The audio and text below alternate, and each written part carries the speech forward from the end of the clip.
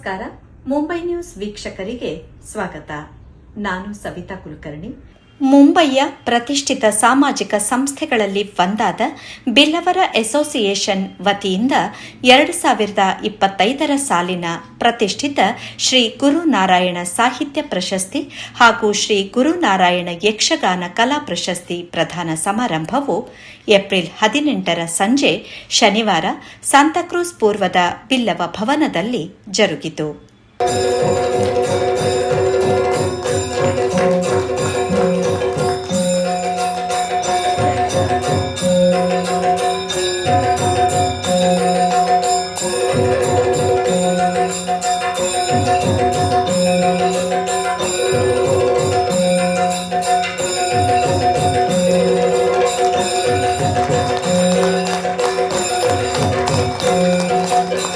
ಅಸೋಸಿಯೇಷನ್ನ ಅಧ್ಯಕ್ಷ ಹರೀಶ್ ಜಿ ಅಮೀನ್ ಅವರ ಅಧ್ಯಕ್ಷತೆಯಲ್ಲಿ ಬಿಲ್ಲವ ಭವನದ ಶ್ರೀ ಗುರುನಾರಾಯಣ ಸಭಾಗೃಹದಲ್ಲಿ ನಡೆದ ಈ ಮಹತ್ವದ ಸಮಾರಂಭಕ್ಕೆ ವೇದಿಕೆಯ ಗಣ್ಯರು ದೀಪ ಪ್ರಜ್ವಲಿಸುವ ಮೂಲಕ ಚಾಲನೆ ನೀಡಿದರು. ಶ್ರೀ ಗಜಾನನ ಪಾರ್ವತಿ ವರಸುತ ಶ್ರೀ ಗಜಾನನ ಪಾಲಿಸು ಎನ್ನನು ಗಜವದನ ಪಾಲಿಸು ಎನ್ನನು ಗಜವದನ. ಸಂಸ್ಥೆಯ ಗೌರವ ಪ್ರಧಾನ ಕಾರ್ಯದರ್ಶಿ ಹರೀಶ್ ಜಿ ಸಾಲ್ಯಾನ್ ಪ್ರಾಸ್ತಾವಿಕ ಮಾತುಗಳನ್ನಾಡಿ ಎಲ್ಲರನ್ನೂ ಸ್ವಾಗತಿಸಿದರು. ಅಕ್ಷಯ ಮಾಸಪತ್ರಿಕೆಯ ಬಗ್ಗೆ, ಅಕ್ಷಯ ಮಾಸಪತ್ರಿಕೆ ಇದು ಬಿಲ್ಲವರ ಅಸೋಸಿಯೇಷನ್ನ ಮುಖವಾಣಿಯಾಗಿದೆ. 1988ರಲ್ಲಿ ಇದರ ರಚನೆಯಾಯಿತು. ಆಗ NL ಸುವರ್ಣರವರು ಅಸೋಸಿಯೇಷನ್ನ ಅಧ್ಯಕ್ಷರಾಗಿದ್ದರು ಹಾಗೂ MS ಕೋಟ್ಯಾನ್ರವರು ಆಗಿನ ಮೊದಲ ಸಂಪಾದಕರಾಗಿ ಆ ಪತ್ರಿಕೆ ಶುರುವಾಯಿತು. ಈಗ ಕಳೆದ 37 ವರ್ಷದಿಂದ ಈ ಪತ್ರಿಕೆಯು ಉತ್ತಮ ಲೇಖನ, ಸಂಪಾದಕೀಯ, ಕವಿತೆ ಹಾಗೂ ಮಾಹಿತಿಗಳನ್ನು ಕೊಟ್ಟು ಮುಂಬಯಿಯಲ್ಲಿ ಒಂದು ಪ್ರತಿಷ್ಠಿತ ಮಾಸಪತ್ರಿಕೆ ಎಂಬ ಹೆಸರನ್ನು ಗಳಿಸಿದೆ. ವರ್ಷ 2000ರಲ್ಲಿ MB ಕುಕ್ಕೆನ್ರವರು ಅವರ ಪ್ರಾಯೋಜಕತ್ವದಲ್ಲಿ ಗುರುನಾರಾಯಣ ಸಾಹಿತ್ಯ ಪ್ರಶಸ್ತಿ ಸ್ಥಾಪನೆ ಪ್ರಾರಂಭಗೊಂಡಿತು. ಕಳೆದ 25 ವರ್ಷಗಳಿಂದ ಅರ್ಹ ಬರಹಗಾರರನ್ನು ಆಯ್ಕೆ ಮಾಡಿ ಅವರಿಗೆ ನಾವು ಈ ಪ್ರಶಸ್ತಿಯನ್ನು, ಸಾಹಿತ್ಯ ಪ್ರಶಸ್ತಿಯನ್ನು ಕೊಡುತ್ತಾ ಬರುತ್ತಿದ್ದೇವೆ. ಈ ವರ್ಷ ಖ್ಯಾತ ಪತ್ರಕರ್ತ ಶ್ರೀ ಶ್ರೀನಿವಾಸ್ ಜೋಕಟಿ ಅವರನ್ನು ಈ ಪ್ರಶಸ್ತಿಗಾಗಿ ಆಯ್ಕೆ ಮಾಡಲಾಗಿದೆ. ಅವರಿಗೆ ನಾವು ಅಭಿನಂದನೆಯನ್ನು ಕೊಡುತ್ತಾ ಇದ್ದೇವೆ. ವರ್ಷ 2005ರಲ್ಲಿ ಜಯಶ್ರೀ ಸುವರ್ಣರವರು ತಮ್ಮ ಮಾತೃಶ್ರೀ ದಿವಂಗತ ಶ್ರೀಮತಿ ಅಚ್ಚು ಸುವರ್ಣರ ಸ್ಮರಣಾರ್ಥ ಗುರುನಾರಾಯಣ ಯಕ್ಷಗಾನ ಸಾಹಿತ್ಯ ಪ್ರಶಸ್ತಿಯನ್ನು ಪ್ರಾರಂಭಿಸಿದರು. ಕಳೆದ 20 ವರ್ಷಗಳಲ್ಲಿ ಹಲವಾರು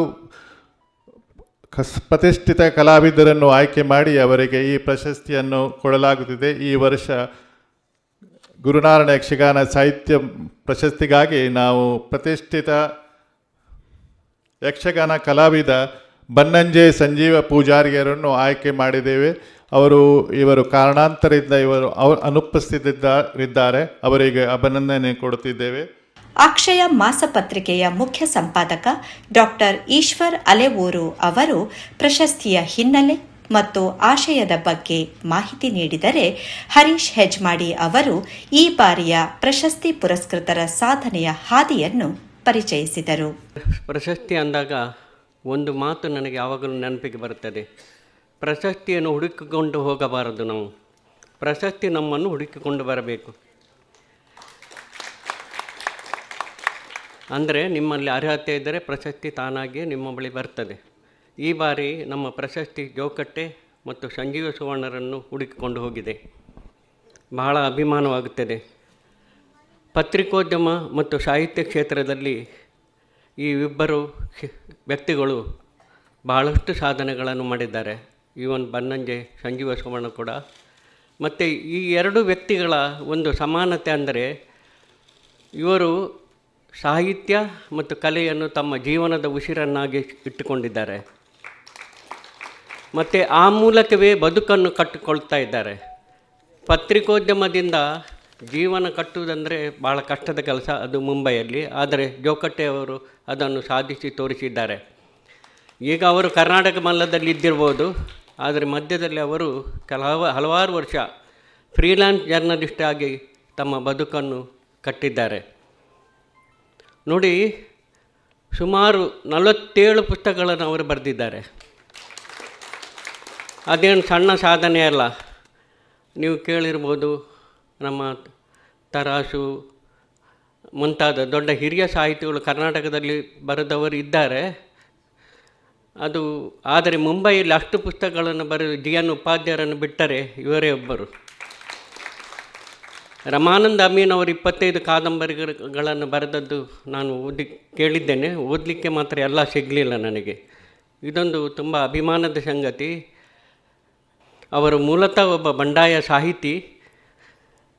ನಮ್ಮ ಅಕ್ಷಯದ ಕಾರ್ಯಕ್ರಮಕ್ಕೆ ಮತ್ತು ಗುರುನಾರಾಯಣ ಸಾಹಿತ್ಯ ಪ್ರಶಸ್ತಿಗೆ ರಿಪೋರ್ಟ್ ಮಾಡಲಿಕ್ಕೆ ಭಾಳ ಹಿಂದಿನ ಸೀಟಲ್ಲಿ ಕೂತ್ಕೊಂಡು ಬಂದು ರಿಪೋರ್ಟ್ ಮಾಡ್ತಿದ್ದವರು.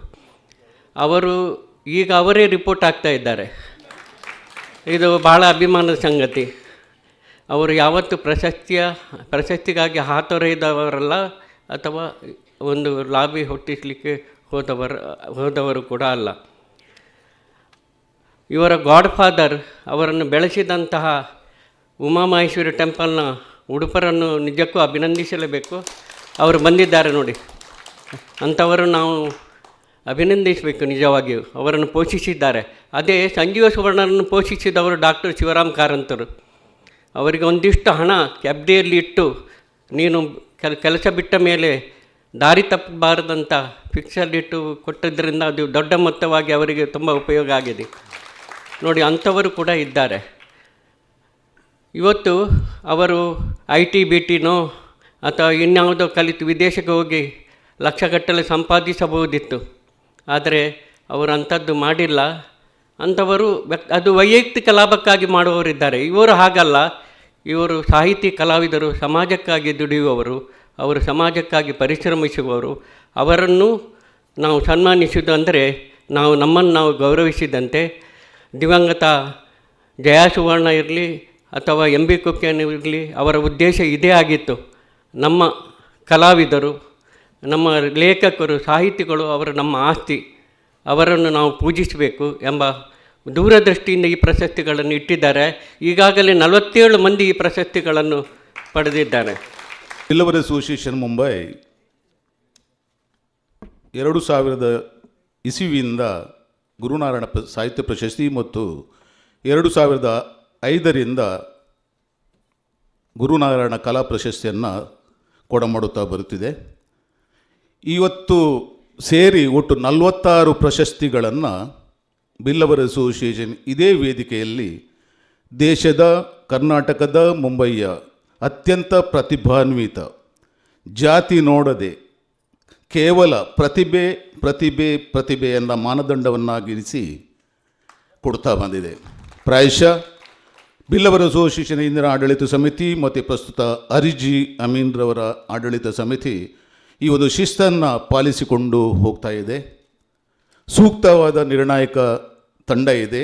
ಅವರ ನಿರ್ಣಯವನ್ನು ಆಡಳಿತ ಸಮಿತಿಗೆ ಕೊಟ್ಟು ಅಲ್ಲಿ ಎಂಡೋರ್ಸ್ ಮಾಡಿ ಈ ಪ್ರಶಸ್ತಿಯನ್ನು ಪ್ರದಾನಿಸಲಾಗುತ್ತೆ. ನಾರಾಯಣ ಗುರು ಆಶಯದಂತೆ ಜಾತ್ಯತೀತ ಧೋರಣೆ, ಎಲ್ಲ ಜಾತಿಗಳಿಗೆ ಸಲ್ತಕ್ಕಂಥ ಪ್ರಶಸ್ತಿ. ಮುಸ್ಲಿಮರಿಗೂ ಹೋಗಿದೆ, ಕ್ಯಾಥಲಿಕ್ ಜನಗಳಿಗೂ ಹೋಗಿದೆ, ಬಂಟರಿಗೂ ಹೋಗಿದೆ, ಮೊಗವೀರ ಬಾಂಧವರಿಗೂ ಈ ಪ್ರಶಸ್ತಿ ಹೋಗಿದೆ. ಗುರುನಾರಾಯಣ ಸಾಹಿತ್ಯ ಪ್ರಶಸ್ತಿ 2000 ಡಾಕ್ಟರ್ ಅರವಿಂದ ನಾಡ್ಕರ್ಣಿಯವರಿಂದ ಪ್ರಾರಂಭವಾಗಿ 2001 doctor Yashwant Chittal, 2002 doctor BA Sanadi, Sunita Shetty, Sadanand Suvarna ಮುಂತಾವರನ್ನು ಕೂಡಿ Vyasaraya ನಿಂಜು, GV Kulkarni, ತಾಳ್ತಜಿ Vasanthakumar, GD Joshi, GN Upadhyaya, Vishwanath Karnad, VG Naik, KT ಗಟ್ಟಿ, ಜಯಂತ ಕಾಯ್ಗಿಣಿ, ಮಿತ್ರ ವೆಂಕಟರಾಜ್, ಸುಬ್ರಾಯ್ ಚೊಕ್ಕಾಡಿ, ಬಂದಂಜಿ ಬಾಬು ಅಮೀನ್, ವಿಷ್ಣು ನಾಯಕ್ ಅಂಕೋಲಾ, ನಮ್ಮವರೇ ಆದಂಥ ಬಾಬು ಶಿವಪೂಜಾರಿ, BM ರೋಹಿಣಿ, ಹೋದ ಸಲ ಶ್ರೀಮಂತೂರು ಚಂದ್ರಾಸ ಸುವರ್ಣರ ತನಕ ಬಂದಿದೆ. ಈ ಸಲ ಇವತ್ತಿನ ಉತ್ಸವ ಮೂರ್ತಿ ಶ್ರೀನಿವಾಸ್ ಜೋಕಟ್ಟೆ. ಅಂತೆ ಯಕ್ಷಗಾನ ಕಲಾ ಪ್ರಶಸ್ತಿ 2005 HBL ರಾವ್ಗೆ ಹೋಯಿತು. 2006 Ramaiah Rai, Raghunath Alva, Pulya Lakshminarayan Shetty, T R Shetty, Prakash Paniyur, Appaiah Maniyani, Rajeev Dharmasthala, M T Poojary, Sitaram Kateel, Airodi Govindappa, Ravindra Kannadigatte, Jabbar Sumo, Kolyaru Raju Shetty. ಕಳೆದ ವರ್ಷ ಗುರುನಾರಾಯಣ ಯಕ್ಷಗಾನ ಮಂಡಳಿಯ ರಾಮಚಂದ್ರ ಅವರಿಗೆ ಸಂದಿದೆ. ಇವತ್ತು ಬನ್ನಂಜೆ ಸಂಜೀವ ಸುವರ್ಣರಿಗೆ ದಕ್ತಾ ಇದೆ. ಪತ್ರಕರ್ತರೆಲ್ಲರೂ ಸಾಹಿತಿಗಳಾಗಲು ಅಸಾಧ್ಯ. ಆದರೆ ಓರ್ವ ಬರಹಗಾರ ತನ್ನ ಪ್ರಬುದ್ಧ ಸಾಹಿತ್ಯದಿಂದ ಪತ್ರಕರ್ತನಾಗಬಲ್ಲ ಎಂದು ತೋರಿಸಿದವರು ನಮ್ಮ ಜೋಕಟ್ಟೆ.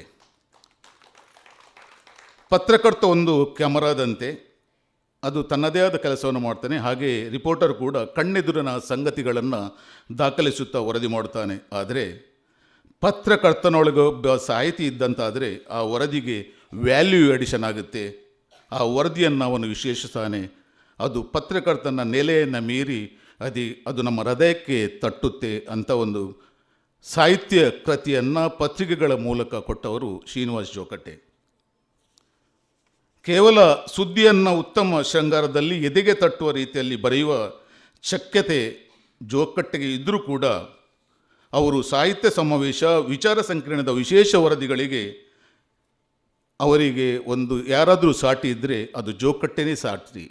ಯಾಕಂದರೆ ಸಾಹಿತ್ಯದ ವರದಿಗಳಿಗೆ ಜೋಕಟ್ಟೆ ಯಾವತ್ತೂ ಒಂದು ಬ್ರ್ಯಾಂಡ್. ಅವರ ಸಾಪ್ತಾಹಿಕ ಇಶ್ಯೂಗಳನ್ನು, ವಾರಾಂತ್ಯದ ಇಶ್ಯೂಗಳನ್ನು, ಅದು ಯಾವುದೇ ಪತ್ರಿಕೆ ಆಗಲಿ, ಈಗ ಪ್ರಸ್ತುತ ಕರ್ನಾಟಕ ಮಲ್ಲದ ಅವರು ಪ್ರಧಾನ ಸುದ್ದಿ ಸಂಪಾದಕರು, ಅಲ್ಲಿಯ ಸಂಡೇ ಸಾಪ್ತಾಹಿಕ ಇಶ್ಯೂಗಳನ್ನು ನೋಡಿದರೆ ಅವರಲ್ಲಿ ಓರ್ವ ಅದ್ಭುತ ಸಾಹಿತಿ ಇದ್ದಾನೆ, ಓರ್ವ ಮಾನವೀಯ ಪ್ರೇಮಿ ಬರಹಗಾರನಿದ್ದಾನೆ.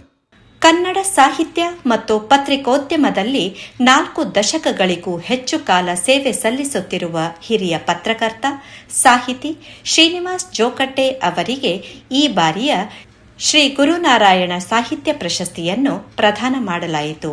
ಸ್ಮರಣೆಗೆ ಸನ್ಮಾನ ಪತ್ರ ಹಾಗೂ 25,000 ರೂಪಾಯಿ ನಗದು ಪುರಸ್ಕಾರ ನೀಡಿ ಗಣ್ಯರು ಸನ್ಮಾನಿಸಿದರು.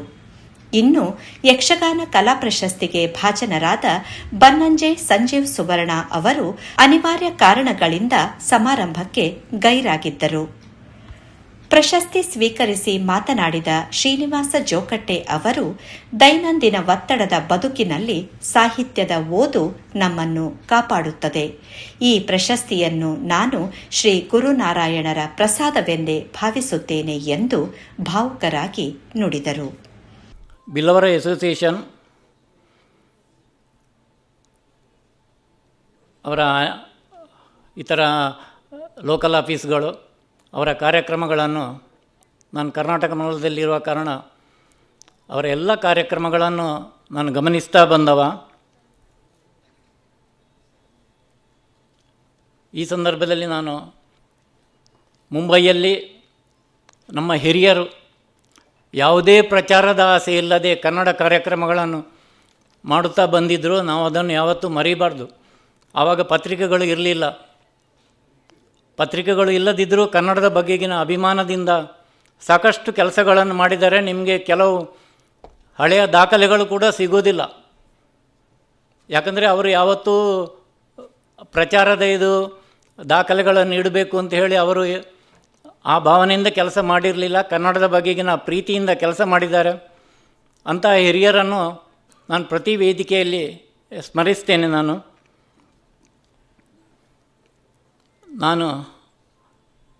ನನಗೆ ಮತ್ತು ಬಿಲ್ಲವರ ಒಂದು ಅವಿನಾಭಾವ ಸಂಬಂಧವನ್ನು ಹೇಳಬೇಕಾಗುತ್ತೆ. ನಾನು ಸಾಹಿತ್ಯ ಕ್ಷೇತ್ರಕ್ಕೆ ನನಗೆ ಬರಲು ಪ್ರೇರಣೆ ನೀಡಿದವರು ಒಬ್ಬರು ಬಿಲ್ಲವರು, ಹರಿಯಪ್ಪ ಅಮೀನ್ ಪೇಜಾವರ ಅಂಥೇಳಿ. ಅವರು ಇತ್ತೀಚೆಗೆ ಗೋಕರ್ಣನಾಥ ಕಾಲೇಜಿನ ಇಂಗ್ಲೀಷ್ ಲೆಕ್ಚರರ್ ಆಗಿ ಅವರು ಪ್ರೊಫೆಸರ್ ಆಗಿ ರಿಟೈರ್ಡ್ ಆಗಿದ್ದಾರೆ. ಅವರು ಬಾಲ್ಯದ ದಿನಗಳಲ್ಲಿ ಅವರ ಉದಯವಾಣಿಯಲ್ಲೆಲ್ಲ ಕವಿತೆ ಬರ್ತಿತ್ತು. ಅವರಿಗೆ ಕಡೆಂಗೋಡ್ಲು ಪ್ರಶಸ್ತಿ, ವರ್ಧಮಾನ ಪ್ರಶಸ್ತಿ, ಆಮೇಲೆ ಮುದ್ದಣ ಸ್ಮಾರಕ ಎಲ್ಲ ಪ್ರಶಸ್ತಿಗಳೆಲ್ಲ ಸಿಕ್ಕಿದೆ. ದೊಡ್ಡ ಕವಿ ಅವರು ಬಾಲ್ಯ ನಾನು ಹೈಸ್ಕೂಲ್ಗೆಲ್ಲ ಹೋದಾಗ ಅವರು ನಮ್ಮ ತಂದೆಯವರ ಶಾಪಿಗೆ ಬಂದು ಉದಯವಾಣಿ ಓದ್ತಾಯಿದ್ರು. ಅವರ ಕವಿತೆಗಳು ಬರ್ತಾಯಿತ್ತು. ನಾನು ಅವರೊಟ್ಟಿಗೆಲ್ಲ ಸಾಹಿತ್ಯದ ಚರ್ಚೆ ಮಾಡ್ತಾಯಿದ್ದೆ. ಅವರ ಒಂದು ಆ ಪ್ರೇರಣೆಯಿಂದ ಬಹುಶಃ ನಾನು ಇವತ್ತು ಸಾಹಿತ್ಯ ಕ್ಷೇತ್ರಕ್ಕೆ ಬರಲು ಕಾರಣ ಆಯಿತು. ಎರಡನೇ ಇದು ಏನಂತ ಹೇಳಿದ್ರೆ, ನಾನು 80ರ ದಶಕದ ಆರಂಭದಲ್ಲಿ ನನ್ನನ್ನು ಮುಂಬೈಗೆ ಕರ್ಕೊಂಡು ಬಂದವರು ಒಬ್ಬರು ಶೇಖರ್ ಅಮೀನ್ ಅಂತೇಳಿ ಬಿಲ್ಲವರು. ಅವರು ಬಾಂಬೆಯಲ್ಲಿದ್ದವರು. ಅವರ ಮನೆಯವರನ್ನು ಊರಲ್ಲಿ ಬಿಡಲಿಕ್ಕೆ ಬಂದಿದ್ದರು. ಆವಾಗ ನಮ್ಮ ತಂದೆಯವರು ಇವನನ್ನೊಮ್ಮೆ ಮುಂಬೈಯಲ್ಲಿ ಜರಿಮೇರಿ ದೇವಸ್ಥಾನಕ್ಕೆ ಬಿಟ್ಟು ಬಿಡಿ ಅಂತ ಹೇಳಿದರು. ನಾನು ಶೇಖರ್ ಅಮೀನ್ರ ಮನೆಯಲ್ಲಿ 3 ದಿನ ಇದ್ದೆ. ನಾವೇ ಟೊಮೆಟೊ ಸಾರು ಮಾಡಿಕೊಂಡು ಆ 3 ದಿನ ಹೇಗಾದರೂ ಸುಧಾರಿಸಿ ಮತ್ತು 4ನೇ ದಿನಕ್ಕೆ ನನ್ನನ್ನು ಜರಿಮೇರಿ ದೇವಸ್ಥಾನಕ್ಕೆ ಬಿಟ್ಟರು ಅವರು. ಕಳೆದ 18 ವರ್ಷ ನಾನು ಜರಿಮೇರಿ ದೇವಸ್ಥಾನದಲ್ಲಿ, ಅದು ಒಬ್ಬರು ಶೀನಾ ಪೂಜಾರಿ ಬಿಲ್ಲವರು ಕಟ್ಟಿಸಿದ ದೇವಸ್ಥಾನ. ಅದು ನಮ್ಮ ಜರಿಮೇರಿ ಉಡುಪುರಿ ಇವತ್ತು ಬಂದಿದ್ದಾರೆ. ಅಲ್ಲಿ 18 ವರ್ಷ ಇದ್ದೆ ನಾನು. ಗುರುನಾರಾಯಣರ ಸಾಹಿತ್ಯ ಪ್ರಶಸ್ತಿ ನನಗೆ ಪಡೆಯುವಾಗ ಖುಷಿಯಾಯಿತು. ಯಾಕಂತ ಹೇಳಿದ್ರೆ ಇದನ್ನು ನಾನು ಗುರುನಾರಾಯಣರ ಸಾಹಿತ್ಯ ಪ್ರಶಸ್ತಿ ಅಂತ ಹೇಳೋದಿಲ್ಲ, ಗುರುನಾರಾಯಣರ ಸಾಹಿತ್ಯ ಪ್ರಸಾದ ಅಂತ ನಾನು ಈ ಸಂದರ್ಭದಲ್ಲಿ ಸ್ವೀಕರಿಸಿದ್ದೇನೆ. ಬದುಕಿನಲ್ಲಿ ತೃಪ್ತಿ ಇದೆ. ಕನಸುಗಳನ್ನು ನಾನು ಇರಿಸ್ತೇನೆ. ಯಾಕಂದರೆ ನಮ್ಮ ಡಾಕ್ಟರ್ ಅಬ್ದುಲ್ ಕಲಾಂ ಹೇಳಿದಾಗೆ, ಕನಸುಗಳು ಅಂತ ಹೇಳಿದರೆ ನಿದ್ದೆಯಲ್ಲಿ ಬರುವ ಕನಸುಗಳಲ್ಲ, ನಿಮಗೆ ನಿದ್ದೆ ಮಾಡಲು ಬಿಡದಂಥ ಕನಸುಗಳು. ಆ ಕನಸುಗಳ ಮೂಲಕ ನಿಮಗೆ ನಿದ್ದೆ ಬರಬಾರ್ದು. ಅಂಥ ಕನಸುಗಳನ್ನು ನಾವು ಇರಿಸಿದಾಗ ಮಾತ್ರ ನಾವು ಸದಾ ಜೀವಂತಿಕೆ ಇರ್ತೇವೆ. ಸಾಹಿತ್ಯದ ಕೆಲಸವೇ ಕತ್ತಲೆಯನ್ನು ಅಳಿಸಿ ಬೆಳಕನ್ನು ಹರಸುವ ಕೆಲಸ. ಅಂಥ ಬೆಳಕನ್ನು ಬಿಲ್ಲವರ ಅಸೋಸಿಯೇಷನ್ ತನ್ನ ಕೆಲಸ ಕಾರ್ಯಗಳ ಮೂಲಕ ನೀಡಿದರೆ, ಅಕ್ಷಯ ಸಾಹಿತ್ಯದ ಮೂಲಕ ನೀಡುತ್ತಾ ಇದೆ. ಅಕ್ಷಯದ ಹುಟ್ಟುಹಬ್ಬ ವಿಶೇಷಾಂಕದಲ್ಲಿ ಬರಗೂರು ರಾಮಚಂದ್ರಪ್ಪ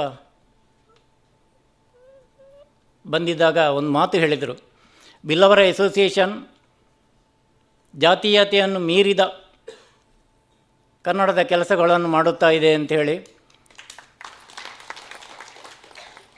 ಅಂತಹ ಬಿಲ್ಲವರ ಅಸೋಸಿಯೇಷನ್ ಈ ಪ್ರಶಸ್ತಿಯನ್ನು ನಾನು ಪ್ರೀತಿಯಿಂದ, ಗೌರವದಿಂದ, ಅಭಿಮಾನದಿಂದ ಸ್ವೀಕರಿಸಿದ್ದೇನೆ. ಕಾರ್ಯಕ್ರಮದ ಮುಖ್ಯ ಅತಿಥಿಯಾಗಿದ್ದ ಸಂಸ್ಕೃತ ವಿದ್ವಾಂಸ ಡಾಕ್ಟರ್ ಎಸ್.ಕೆ. ಭವಾನಿ ಅವರು ಮಾತನಾಡಿ, ಜೋಕಟ್ಟೆ ಅವರು ಕೇವಲ ಪತ್ರಕರ್ತರಷ್ಟೇ ಅಲ್ಲ, 47 ಪುಸ್ತಕಗಳನ್ನು ರಚಿಸಿದ ಶ್ರೇಷ್ಠ ಸಾಹಿತಿ. ಸಾಹಿತ್ಯವು ಮನುಷ್ಯನನ್ನು ಪಶುತ್ವದಿಂದ ಮಾನವತ್ವದೆಡೆಗೆ ಕೊಂಡೊಯ್ಯುತ್ತದೆ ಎಂದು ಶ್ಲಾಘಿಸಿದರು. ಸಾಹಿತ್ಯದ ಕೃಷಿ ಯಾರು ಮಾಡ್ತಾರೆ ಅಂಥ ಒಬ್ಬರು ವ್ಯಕ್ತಿ ಸಮಾಜದಲ್ಲಿ ನಿರಂತರವಾಗಿ ಅವರ ಹೆಸರು ಉಳಿತದೆ. ಯಾಕಂದರೆ ಅವರು ಇಲ್ಲದೇ ಇದ್ದರೂ ಸಹ ಅವರ ಪುಸ್ತಕದ ಮೂಲಕ, ಅವರ ಬರಹಗಳ ಮೂಲಕ, ಅವರ ಲೇಖನಗಳ ಮೂಲಕ, ಅವರ ಭಾಷಣಗಳ ಮೂಲಕ ನಮಗೆ ಇವತ್ತಿಗೂ ಅಂಥವರು ನೆನಪು ಯಾವಾಗಲೂ ಇರ್ತದೆ. ಅದು ಒಂದು, ಅವರೆಲ್ಲರೂ ನಮಗೆ ಒಂದು ಮಾರ್ಗದರ್ಶಕರು ಅಂತ ನಾವು ತಿಳಿಯಬಹುದು. ಅಂಥ ಒಂದು ನಿಟ್ಟಿನಲ್ಲಿ ಇವತ್ತಿನ ಪ್ರಶಸ್ತಿ ವಿಜೇತರಾದ ಜೋಕಟ್ಟೆಯವರು ತಮ್ಮನ್ನು ಪತ್ರಕರ್ತತ್ವದಿಂದ ಇನ್ನೂ ಮುಂದೆ ಹೋಗಿ ಸಾಹಿತ್ಯಕ್ಕೆ ಅರ್ಪಿಸಿಕೊಂಡದ್ದು ಬಹಳ ವಿಶೇಷ. ಅದರಿಂದ ಇವತ್ತು ಈ ಗುರುನಾರಾಯಣ ಸಾಹಿತ್ಯ ಪ್ರಶಸ್ತಿಗೆ ಅವರು ಭಾಜನರಾಗಿದ್ದಾರೆ. ಅದು ನಮಗೆ ಬಹಳ ಹೆಮ್ಮೆಯ ವಿಷಯ. ಅವರನ್ನು ಅಷ್ಟು ಅಭಿನಂದಿಸಿದರೂ ಸಾಲದು. ಯಾಕಂದರೆ ಸಂಗೀತ ಸಾಹಿತ್ಯ ವಿಚಾರಹೀನ ಸಾಕ್ಷಾತ್ ಪಶು ಪುಚ್ಛವಿಷಾಣಹೀನ. ಯಾವನಿಗೆ ಸಂಗೀತದಲ್ಲಿಯೋ ಅಥವಾ ಸಾಹಿತ್ಯದಲ್ಲಿಯೋ ವಿಚಾರದಲ್ಲಿ ಪರಿಪೂರ್ಣತೆಯಲ್ಲಿಯೋ ಯಾರಿಗೆ ಆಸ್ಥೆ ಇರೋದಿಲ್ಲ ಅಂಥವ ಬರೇ ಒಂದು ಪ್ರಾಣಿ, ಅವನಿಗೆ ಬಾಲ ಇಲ್ಲ ಅಷ್ಟೇ. ಪುಚ್ಛ ವಿಷಾಣಹೀನ ಅಂದರೆ ಕೋಡು ಇಲ್ಲ, ಬಾಲ ಇಲ್ಲ, ಅಂಥ ಮನುಷ್ಯ ಅಂದರೆ ಪಶು ಅಂತ ಅರ್ಥ. ಅಂಥ ಆಗದೆ ಮನುಷ್ಯನಾಗಿ ಅವನು ವ್ಯಕ್ತಿಮತ್ವವನ್ನು ವಿಕಾಸಗೊಳಿಸಿಕೊಳ್ಳಬೇಕಾದರೆ ಸಾಹಿತ್ಯ ಒಂದು ಬಲವಾದ ಒಂದು ನಮಗೆ ಸ್ಥೈರ್ಯವನ್ನು ಕೊಡುವಂಥ ಒಂದು ಆಶ್ರಯ. ಅದನ್ನು ನಾವು ಎಂದೂ ಬಿಡಬಾರದು. ಅಂಥ ಒಂದು ವ್ಯಕ್ತಿಮತ್ವ ಇವತ್ತು ನಮ್ಮ ಪ್ರಶಸ್ತಿ ವಿಜೇತರಲ್ಲಿ ನಾವು ಕಾಣಬಹುದು. ಅದರಿಂದ ಜೋಕಟ್ಟೆಯವರು ಇವತ್ತಿಗೂ ಎಲ್ಲರ ಕನ್ನಡಿಗರ ಹೃದಯದಲ್ಲಿ ಯಾವಾಗಲೂ, ಅಂದರೆ ಹೇಗೆ ಅಂದರೆ ಅವರು 47 ಪುಸ್ತಕಗಳು ಬರೆದು, ಇವತ್ತು 47ನೇ ಪ್ರಶಸ್ತಿ ಇದು ಸಹ. ಅಂದರೆ 47 ಪುಸ್ತಕ, 47ನೇ ಪ್ರಶಸ್ತಿ ಅವರಿಗೆ ಹೋಗಿದೆ. ಅದು ಬಹಳ ವಿಶೇಷವಾದ ಒಂದು ಇದು. ಮತ್ತೊಬ್ಬ ಗೌರವ ಅತಿಥಿ ಮುಂಬೈ ಬಂಡ್ಸ್ ಸಂಘದ ಗೌರವ ಪ್ರಧಾನ ಕಾರ್ಯದರ್ಶಿ ಡಾಕ್ಟರ್ ಆರ್.ಕೆ. ಶೆಟ್ಟಿ ಅವರು ಸಂಸ್ಕೃತಿಯ ಉಳುವಿನಲ್ಲಿ ಸಾಹಿತಿಗಳ ಮತ್ತು ಕಲಾವಿದರ ಪಾತ್ರವನ್ನು ಎತ್ತಿ ತೋರಿಸಿದರು. ಈ ಮುಂಬೈನಲ್ಲಿ ನಮ್ಮ ಸಂಸ್ಕೃತಿ, ನಮ್ಮ ಆಚಾರ ವಿಚಾರ ಇವತ್ತು ಉಳಿದಿದೆ ಅಂತ ಹೇಳಿದ್ರೆ ಇಂಥ ಸಾಹಿತಿಯವರಿಂದ ಉಳಿದಿರೋದು. ಅದು ಶ್ರೀನಿವಾಸ ಜೋಕಟ್ಟೆಯವರು ಇವರು ಹೇಳಿದರು, ಈಗ ತುಂಬ ಶಾಂತ ವ್ಯಕ್ತಿಯವರು. ನನ್ನನ್ನು 2003ರಲ್ಲಿ ಸರ್ ನೀವು ಇಂಟರ್ವ್ಯೂ ಮಾಡಿದ್ದು, ಯಾಕೆಂದ್ರೆ ಆದಾಗ ನಾನು first Indian whose represented India to the world in $1 million round table. ಅದು ಪೇಪರ್ನಲ್ಲಿ ಬಂದಿತ್ತು. ಆವಾಗ ಅವರು ಇಂಟರ್ವ್ಯೂ ಮಾಡಿದರು. ಅದು ನೀವು ಮಾಡಿದ ಗಳಿಗೆ ಒಳ್ಳೆಯದಾಗಿರಬೇಕು, ಇಲ್ಲ ನಿಮ್ಮೆಲ್ಲರ ಆಶೀರ್ವಾದವಾಗಿರಬೇಕು. ಅವತ್ತಿನಿಂದ ಇವತ್ತುವರೆಗೂ I am the only Indian who's representing India to the world. ಅದರಿಂದಲೇ ಲಾಸ್ಟ್ ಟೈಮ್ 2 ವರ್ಷ ಮುಂಚೆ ರಾಷ್ಟ್ರ ಪ್ರಶಸ್ತಿ ಅವಾರ್ಡ್ ಸಹ ಅದಕ್ಕೋಸ್ಕರ ಸಿಕ್ಕಿದ್ದು. ಆಗಿರೋದ್ರಿಂದ ಇಂಥ ಈ ಗುರುನಾನ ಇವತ್ತು ಇಲ್ಲಿರೋ ಸಾಹಿತ್ಯ ಪ್ರಶಸ್ತಿ, ಈ ಸಾಹಿತ್ಯ ಬೇಕು ನಮಗೆ. ಸಾಹಿತ್ಯ ಇದ್ದಿದ್ದರಿಂದ ಸಂಸ್ಕೃತಿ ನಮಗೆ ಗೊತ್ತಾಗುತ್ತೆ. ಸಂಸ್ಕೃತಿ ಇದ್ದಿದ್ದರಿಂದ ನಾವು ಒಳ್ಳೆ ನಾಗರಿಕರಾಗಿ, ಒಳ್ಳೆ ಮನುಷ್ಯನಾಗಿ ನಮ್ಮ ಜೀವನದಲ್ಲಿ ನಾವು ಬದುಕ್ತೀವಿ. ನಾವು ಬದುಕಿದವರು ಇವರು ನಮಗೇನೋ ದೇವರು ಸ್ವಲ್ಪ ಒಳ್ಳೆಯದನ್ನು ಮಾಡಿದ್ದಾರೆ, ನಮ್ಮ ಹಾಗೆ ಬೇರೆಯವರು ಆಗಲಿ, ನಮ್ಮ ಎಲ್ಲ ಜಾತಿಯ ಬಾಂಧವರಾಗಲಿ ಅಥವಾ ನಮ್ಮ ತುಳು ಕನ್ನಡಿಗರಾಗಲಿ ಎಲ್ಲರಿಗೂ ಒಳ್ಳೆಯದಾಗಲಿ ಅನ್ನೋ ಒಂದು ಅನುಭವವನ್ನು ಇಟ್ಟುಕೊಂಡು, ಒಳ್ಳೆಯ ಒಂದು ವಿಚಾರವನ್ನು ಇಟ್ಟುಕೊಂಡು ನಾವೆಲ್ಲ ಕೆಲಸ ಮಾಡ್ತಾಯಿದ್ದೀವಿ. ಹಾಗಾಗಿ ಇವತ್ತು ಇಂಥ ಸಾಹಿತ್ಯಗಳಿಗೆ ಕೊಡುವಂಥ ಒಂದು ಇಂಪಾರ್ಟೆನ್ಸ್ ಏನಿದೆಯೋ ಇದು ತುಂಬ ಸಂತೋಷವಾಗಿದೆ. ಅದೇ ರೀತಿ ಇವತ್ತು ಯಕ್ಷಗಾನಕ್ಕೆ ಕೊಡುವಂಥ ಪ್ರಶಸ್ತಿ, ಯಕ್ಷಗಾನವು ಯಾಕೆ ಬೇಕು? ನಮ್ಮ ಆಗಿನ ಆ ಒಂದು ಕಾಲದಲ್ಲಿ, ಆ ಒಂದು ವಿಷಯದಲ್ಲಿ ರಾಮಾಯಣವಾಗಲಿ ಮಹಾಭಾರತವಾಗಲಿ, ಆಗಿದ್ದ ಸಂಸ್ಕೃತಿ, ಆಗಿದ್ದ ಆಚಾರ ವಿಚಾರ, ನಮ್ಮ ಗುರುಗಳು, ನಮ್ಮ ದೇವರು, ನಮ್ಮ ಆವಾಗಿದ್ದ ಕಲೆಗಳು, ಇದನ್ನೆಲ್ಲ ನಮಗೆ ತೋರಿಸ್ಕೊಡೋದ್ರಿಂದ ಈ ಯಕ್ಷಗಾನದ ಮುಖಾಂತರ. ಹಾಗಾಗಿ ಇದು ಎರಡೂ ವಿಷಯಗಳನ್ನು ತಲೆಯಲ್ಲಿಟ್ಟುಕೊಂಡು, ಒಳ್ಳೆಯ ವಿಷಯವಾಗಿಟ್ಟುಕೊಂಡು ಇದಕ್ಕೆ ಪ್ರಶಸ್ತಿಯನ್ನು ಕೊಟ್ಟು ಇವರನ್ನು ನಾವು ಬೆಳೆಸುವಲ್ಲಿ, ಇವರನ್ನು ಉಳಿಸುವಲ್ಲಿ ಮಾಡುವಂಥ ಕೆಲಸ ತುಂಬ ಅಭಿನಂದನೆ ಕೆಲಸ. ಇದು ಎಲ್ಲ ಸಂಘದ ಯಾರ್ಯಾರೆಲ್ಲಿದ್ದ ಕಾರ್ಯಕ್ರಮವಾಗಿದ್ದರೂ ನಿಮಗೆಲ್ಲರಿಗೂ ಅಭಿನಂದಿಸ. ಸಮಾರಂಭದಲ್ಲಿ ಉಪಸ್ಥಿತರಿದ್ದ ಗಣ್ಯರನ್ನು ಗೌರವಿಸಲಾಯಿತು. ಸಮಾರಂಭದ ಅಧ್ಯಕ್ಷತೆ ವಹಿಸಿದ್ದ ಬಿಲ್ಲವರ ಅಸೋಸಿಯೇಷನ್ನ ಅಧ್ಯಕ್ಷ ಹರೀಶ್ ಜಿ ಅಮೀನ್ ಅವರು ಮಾತನಾಡಿ, ಸಂಸ್ಥೆಯು ಶಿಕ್ಷಣ ಮತ್ತು ಸಾಹಿತ್ಯಕ್ಕೆ ಹೆಚ್ಚಿನ ಒತ್ತು ನೀಡುತ್ತಿದೆ. ಮುಂದಿನ ದಿನಗಳಲ್ಲಿ ಉನ್ನತ ಮಟ್ಟದ ಶಿಕ್ಷಣ ಸಂಸ್ಥೆಯನ್ನು ಸ್ಥಾಪಿಸುವ ಗುರಿ ಹೊಂದಿದ್ದು, ಇದಕ್ಕೆ ಸಮಸ್ತ ಸಮಾಜ ಬಾಂಧವರ ಸಹಕಾರ ಅಗತ್ಯ ಎಂದು ಕರೆ ನೀಡಿದರು. ನಮ್ಮೆಲ್ಲ ಚೂರು ಕನಸೊಂದು ಆತ್ಮಲ್ಲ ಇಜ್ಜಿ ಒಂದು ಎಲ್ಲಿಯ ಪ್ರಾಜೆಕ್ಟ್ ನಮ್ಮ ಬಜೆಟ್ದ ಲೆಕ್ಕ ನಮ್ಮ ಎಂಕಲ್ ಮನಸ್ಸದ ಚೂರು ಎಂಕಲ ಮನಸ್ಸದ ವಿ ಆರ್ ರಿಚ್ ಬಟ್ ಚೂರು ಫೈನಾನ್ಷಿಯಲಿ ಎಂಕಲ್ ನಿಕಲಂಚನೆ ಡ್ರೀಮ್ ಉಂಡು ಸ್ಟ್ರಾಂಗ್ ಆವಡು ಪಂದು ತೋ ಒಂಜಿ ಎಜುಕೇಷನ್ ಇನ್ಸ್ಟಿಟ್ಯೂಷನ್ಗೆ ನಮ್ಮ ಕೈ ಮಲ್ಪೆರ ಉಂಡು ಪಂದು ಒಂಜಿ ಜಾಗ ಅಟ್ಲೀಸ್ಟ್ ಐಕ್ ಒಂಜಿ ಕಾಸು ಜಮಾ ಮಲ್ತೊಂದುಲ್ಲ. ಮರಣಿ ನಟೆ ಗುರು ನ ಪೂಜಾ ಪೂರ ಇತ್ತಂದು ನಟೆ ಮೂರ್ತಿ ಪ್ರತಿಷ್ಠಾಪನಾ ದಿನ ಅವು ಐಕ್ ಮರಣಿ ಇತ್ತಂದು ಮಸ್ತ್ ಇಡೀ ದಿನದ ರಡ್ಡು ದಿನದ ಪ್ರೋಗ್ರಾಮ್ ಇತ್ತಂದು. ಗುರುನ ಎಂಕ್ಲಿಗೆ ಆಶೀರ್ವಾದ ಲೆಕ್ಕ ಒಂದು ಆತನಕ್ಕೆ ಎಜುಕೇಷನ್ ಇನ್ಸ್ಟಿಟ್ಯೂಷನ್ ಆವಡು ಪಂದು ಈತ ಈ ಟರ್ಮ್ದು ಎಂಕಲ ಈತ ನನ್ನ ಇಜ್ಜೆ ಒಂಜೆ ಕಾಲು ವರ್ಷ ಉಂಡು ಅಟ್ಲೀಸ್ಟ್ ಒಂಜಿ ಜಗ ತೂವೋಡು ಪಂದು ಮನಸ್ಸುಂಡು. ತೋ ಗುರುನ ಆಶೀರ್ವಾದ ಇತ್ತಂದ ಬೇಗ ಆವಡು ಎಜುಕೇಷನ್ ಇನ್ಸ್ಟಿಟ್ಯೂಷನ್ ಆರ್.ಕೆ. ಶೆಟ್ಟರ್ ಪನ್ಪಿನ ಲೆಕ್ಕ ಏನಡೆ ಕಡಲ ಪನ್ನೊಂದಿತ್ತೇರು. ಇಟ್ ಈಸ್ ಎ ವೆರಿ ಮಸ್ತ್ ಚಾಲೆಂಜಿಂಗ್ ಎಜುಕೇಷನ್ ಇನ್ಸ್ಟಿಟ್ಯೂಷನ್ ಮಲ್ಪೆರೆ ಆಯ್ತು ಪ್ರಾಫಿಟ್ ಮಲ್ಪೆರೆ ಬಕ್ಕ ಪ್ರಾಫಿಟ್ ಮಲ್ಪೆರೆ ಆಯ್ತು ಅಟ್ಲೀಸ್ಟ್ ಜೋಕುಲ್ಗೂ ಎಜುಕೇಷನ್ ತಿಕ್ಕದು ನಮ್ಮ ಸಮಾಜದ ಅಲ್ಲವ ಬೇತೆ ತುಳು ಕನ್ನಡಿಗರ್ಸ್ಗೆ ನಕ್ಲಿಗೆ ಎಡ್ಡೆ ಎಜುಕೇಷನ್ ತಿಕ್ಕೊಡು ಬಂದು ಇತ್ತೆ ಅಕ್ಕಲ ಹೊಸದು ಸ್ಕೂಲದಲ್ಲ ಆಲ್ಮೋಸ್ಟ್ 800 ಸ್ಟೂಡೆಂಟ್ಸ್ ಉಳ್ಳೇರು. ಅಂಚನೆ ಪಂಡ ಆದ ಸ್ಟೂಡೆಂಟ್ಸನ್ನು ಎಜುಕೇಷನ್ ಕೊರಪಿನ it's a very challenging job. ನಮ್ಮ ಒಟ್ಟಿಗೆ let us work together for the betterment of Billavar Association, Tulu Kannadigas, and all of our Indian people for the betterment of Maharashtra as well as India for the betterment. Let us work together. Onji inita program go pura ಮಲ್ಲ ಬಿನ್ನೇರ್ ಬೈದೇರೆ. Thank you very much. ವೇದಿಕೆಯಲ್ಲಿ ಪ್ರಶಸ್ತಿ ಪ್ರಾಯೋಜಕ Vinay M Kukyan, Bharat ಬ್ಯಾಂಕಿನ ನಿರ್ದೇಶಕ MN Karkera, ಅಸೋಸಿಯೇಷನ್ನ ಉಪಾಧ್ಯಕ್ಷರಾದ ಪುರುಷೋತ್ತಮ್ ಎಸ್ ಕೊಟ್ಯಾನ್, ಮೋಹನ್ ಸಿ ಕೊಟ್ಯಾನ್, ಗೌರವ ಪ್ರಧಾನ ಕೋಶಾಧಿಕಾರಿ ರವಿ ಎಸ್ ಸನಿಲ್ ಸೇರಿದಂತೆ ಸಾಂಸ್ಕೃತಿಕ ಉಪಸಮಿತಿಯ ಕಾರ್ಯಾಧ್ಯಕ್ಷ ನವೀನ್ ಪಡು ಇನ್ನ, ಗೌರವ ಕಾರ್ಯದರ್ಶಿ ಜಿಕೆ ಕೆಂಚನಕೇರೆ ಮುಂತಾದ ಗಣ್ಯರು ಉಪಸ್ಥಿತರಿದ್ದರು. ಕುಸುಮಾ ಅಮೀನ್ ಮತ್ತು ವಿಶ್ವನಾಥ್ ತೋನ್ಸೆ ಅತಿಥಿಗಳನ್ನು ಪರಿಚಯಿಸಿದರೆ, ಗೌರವ ಪ್ರಧಾನ ಕೋಶಾಧಿಕಾರಿ ರವಿ ಎಸ್ ಸನಿಲ್, ಅಕ್ಷಯ ಸಂಪಾದಕ ಮಂಡಳಿಯ ನಿರ್ವಾಹಕ ಸಂಪಾದಕ ಹರೀಶ್ ಜಿ ಪೂಜಾರಿ ಕೊಕ್ಕರಣೆ ಕಾರ್ಯಕ್ರಮ ನಿರೂಪಿಸಿ ವಂದಿಸಿದರು. ಕಾರ್ಯಕ್ರಮದ ಆರಂಭದಲ್ಲಿ ಮಹಿಳಾ ವಿಭಾಗದ ಸದಸ್ಯರಿಂದ ಪ್ರದರ್ಶನಗೊಂಡ ನೃತ್ಯ ವೈಭವ ಸಾಂಸ್ಕೃತಿಕ ಮೆರುಗನ್ನು ಹೆಚ್ಚಿಸಿತು. ಒಟ್ಟಿನಲ್ಲಿ ಮುಂಬಯಿಯ ಮಹಾನಗರದ ಜಡಿಮೆಯ ಬದುಕಿನ ನಡುವೆಯೂ ಬಿಲ್ಲವರ ಅಸೋಸಿಯೇಷನ್ ಹಮ್ಮಿಕೊಂಡ ಈ ಕಾರ್ಯಕ್ರಮವು ಕಲೆ ಮತ್ತು ಸಾಹಿತ್ಯದ ಘಮಲನ್ನು ಪಸರಿಸಿತು. ಜಾತಿ ಮತಗಳ ಬೇಲಿಯನ್ನಷ್ಟೇ ಅಲ್ಲದೆ ಪ್ರಾದೇಶಿಕ ಗಡಿಗಳನ್ನು ಮೀರಿ ಪ್ರತಿಭೆಯನ್ನು ಗೌರವಿಸುವ ಮೂಲಕ ಸಂಸ್ಥೆಯು ಶ್ರೀ ಗುರುನಾರಾಯಣ ಗುರುಗಳ ಒಂದೇ ಕುಲ ಎಂಬ ತತ್ವಕ್ಕೆ ಅರ್ಥಪೂರ್ಣ ವ್ಯಾಖ್ಯಾನ ನೀಡುತ್ತದೆ.